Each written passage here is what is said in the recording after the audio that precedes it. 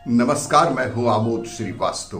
Amazing thought, amazing message, amazing information की दिशा में आज एक कदम और आगे। आज के इस चिंतन का विषय है कर्म बीज। आपको ये मेरा वीडियो अच्छा लगे तो लाइक करें, शेयर करें और लाल बटन दबाकर सब्सक्राइब अवश्य करें। साथ ही बेल आइकन दबाना बिल्कुल ना भूलें। आज की इस चिंतन का विषय कर्म बीज है। आज के इस चिंतन का विषय, गेहूं बोया जाएगा तो गेहूं ही उगेगा और चना बोए तो चने की फसल ही सामने आएगी। कोई भी व्यक्ति यदि आम की गुठली आम का ही पौधा पैदा करती है और बबूल का बीज कांटे वाला बबूल ही पैदा करता है। जीवन का सार्वभौम सत्य है कि हम जो बोएंगे वही काटेंगे। हम जो बोते हैं वही तो काटते हैं। कर्म बीज है और सुख दुख उसके फल है। बुरे कर्म दुख और दुष्परिणाम उत्पन्न करते हैं, जबकि सत्कर्मों के प्रतिफल सुख एवं अन्य सत् परिणामों के रूप में हमारे जीवन में उतरते रहते हैं।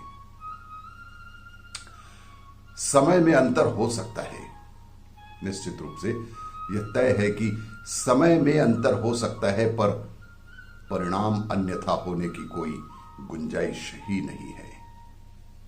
किस कर्म का फल मिलने में कितना समय लगेगा यह बिल्कुल निश्चित नहीं है, पर इससे संदेह रहित ही मानना चाहिए कि कर्मों का फल एक ना एक दिन मिलेगा ही।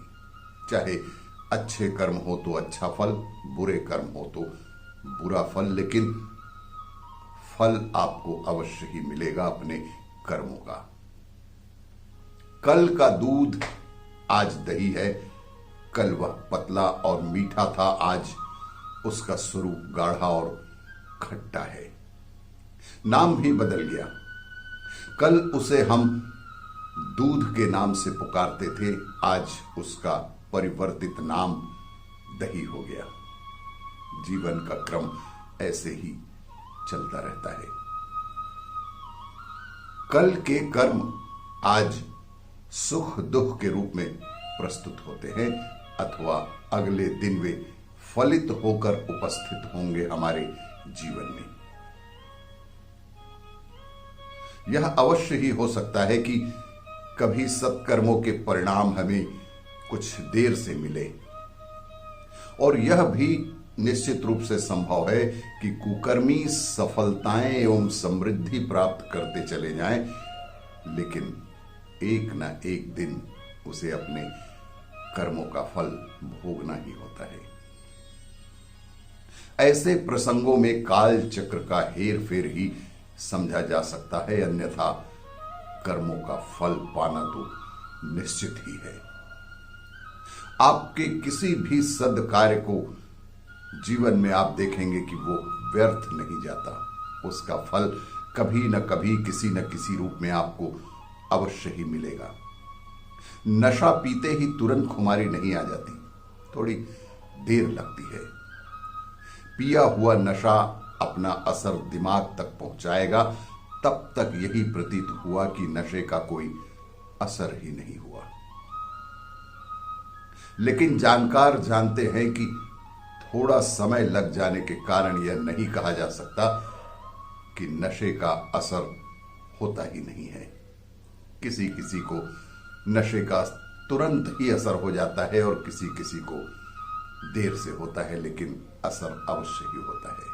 इसी तरह कर्म फल तुरंत ना मिलकर थोड़ी देर से मिलने की व्यवस्था इसलिए है कि मनुष्य की निजी विवेक और चरित्र की परीक्षा हो सके और आत्म संयम तथा दूरदर्शिता की कसौटी पर उसे परखा जा सके।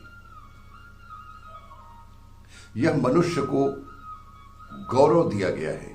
यह बेहद गौरवान्वित होने का विषय है कि उत्तरदायित्व मनुष्य को ही सौंपा गया है और प्रामाणिक समझा गया है कि वह इस स्वतंत्रता का कभी दुरुपयोग नहीं करेगा। ऐसी ईश्वर ने व्यवस्था कर रखी है और ऐसी स्वतंत्रता का दुरुपयोग ना करे, ऐसी उनकी अपेक्षा होती है। अन्यथा कर्म फल की तुरंत व्यवस्था होती तो मनुष्य मशीन की तरह रह जाता। उसकी स्वतंत्र चेतना को ना सम्मान मिलता, ना उत्कृष्टता सिद्ध करने का कोई अवसर ही मिल पाता। हमें दुष्कर्मों से बचना चाहिए और सत्कर्मों में प्रवृत्त रहना चाहिए। जो कर चुके हैं उसे साहस और धैर्य पूर्वक स्वीकारने का भी आप में जज्बा होना चाहिए। संभव हो तो स्वेच्छा पूर्वक आत्मदंड भुगतने को भी उद्यत रहें। कुछ जो बुरे कार्य यदि कर चुके हैं तो प्रायश्चित का क्रम अपनाकर अपने आत्मबल का परिचय देना बेहद महान कार्य है। और परमात्मा की सत्ता की व्यवस्था तंत्र यही अपेक्षा मनुष्य से भी रखती है।